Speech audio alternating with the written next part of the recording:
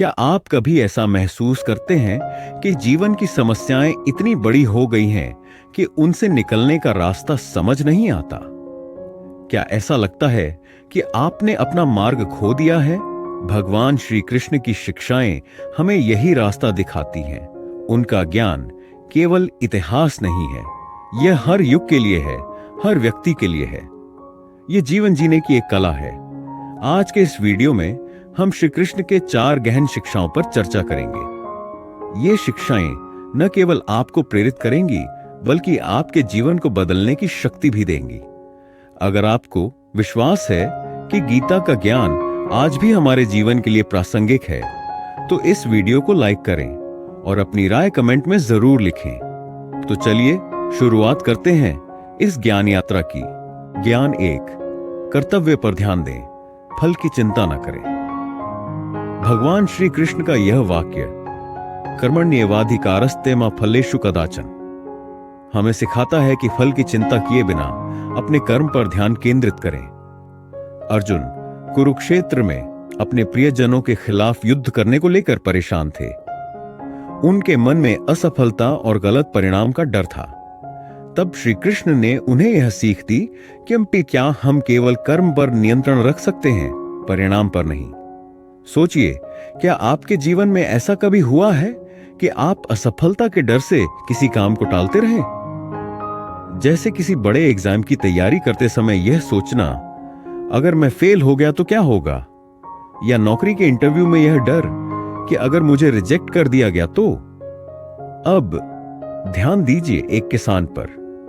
वह खेत में बीज बोता है, मिट्टी को तैयार करता है और पौधों को पानी देता है, लेकिन बारिश और मौसम उसके नियंत्रण में नहीं है। फिर भी वह अपना कर्म पूरे मन से करता है।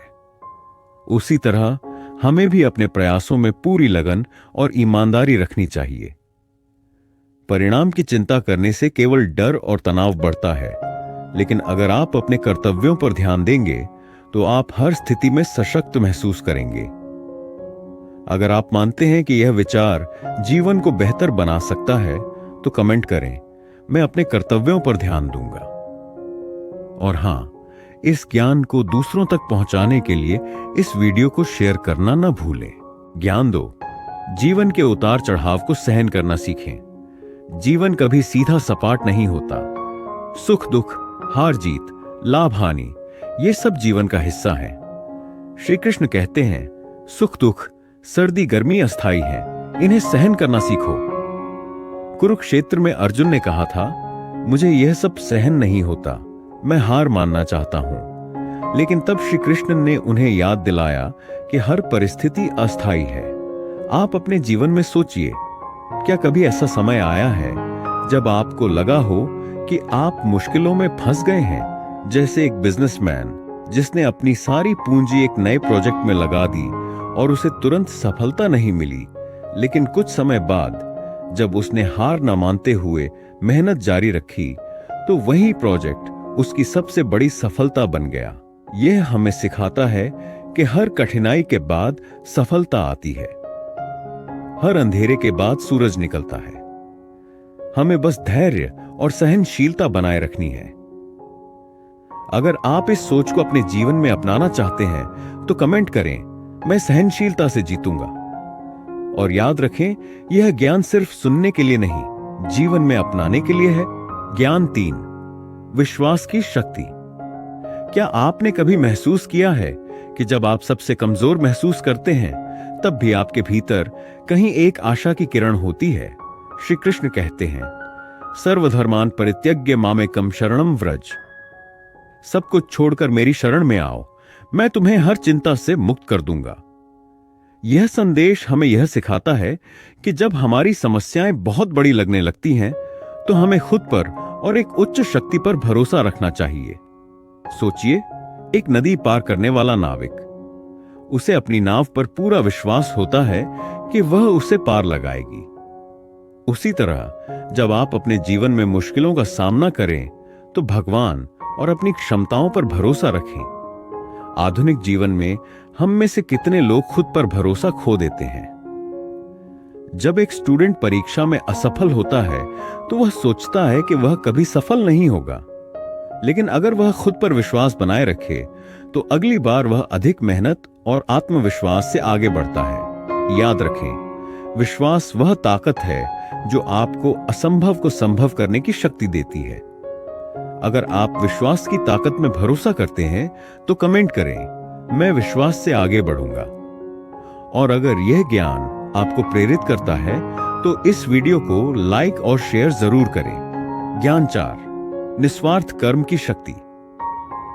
क्या आपने कभी देखा है कि जो लोग निस्वार्थ होकर दूसरों की मदद करते हैं वे खुद सबसे अधिक खुश रहते हैं?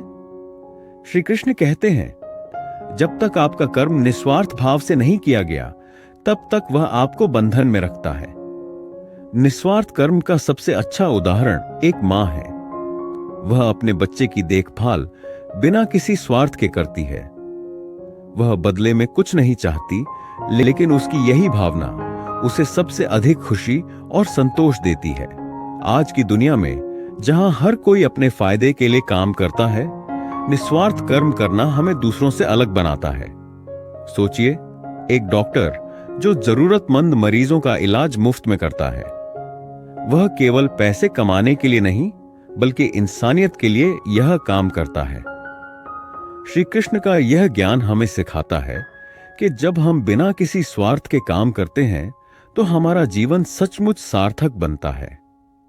अगर आप इस सोच को अपनाना चाहते हैं तो नीचे लिखें, मैं निस्वार्थ भाव से कर्म करूंगा। दोस्तों, ये 4 अद्भुत शिक्षाएं कर्तव्य पर ध्यान देना, सहनशीलता, विश्वास और निस्वार्थ कर्म हमारे जीवन को बदल सकती हैं।